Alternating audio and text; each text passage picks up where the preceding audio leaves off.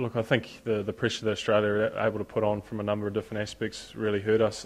But in the end, it's about wickets. I think if good teams can soak up that pressure, soak up those dot balls and manage to make it up at the end because of power plays and how good the wickets are over here. So I think it's more about soaking up the pressure and being able to repel that, and that's what we didn't do today. At that point, we actually had a relatively decent start, 60 odd for 2 I think it was, and then to lose those wickets so quickly really damaged our chance of trying to forge through and score sort of 260, 270, which would have been a competitive total on that wicket. We're fortunate Nathan McCullum played so well to give it a little bit of respectability, but in the end it was tough going after that. It's everyone's responsibility. I think that's what happens against good teams. They put pressure on you, and unless you can repel that pressure, then things like this happen. And Watson and Haddon played so well, so aggressively, and hit our guys off their lines that they just couldn't quite get the accuracy right, and that's simply what good teams do.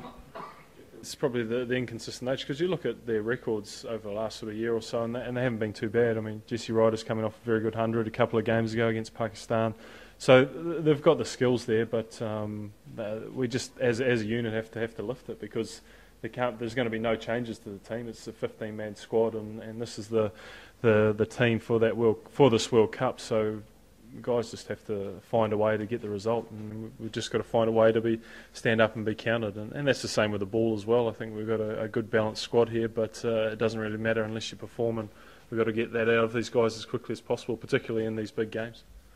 Well, I think we've got a bit of time to recover.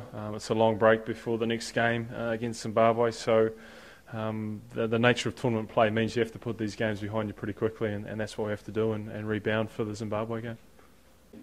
It would probably be unfair to the people who are going through a lot worse than we are over here to say that was the reason why we didn't play well. We're professional sportsmen, and we have to get up for these games.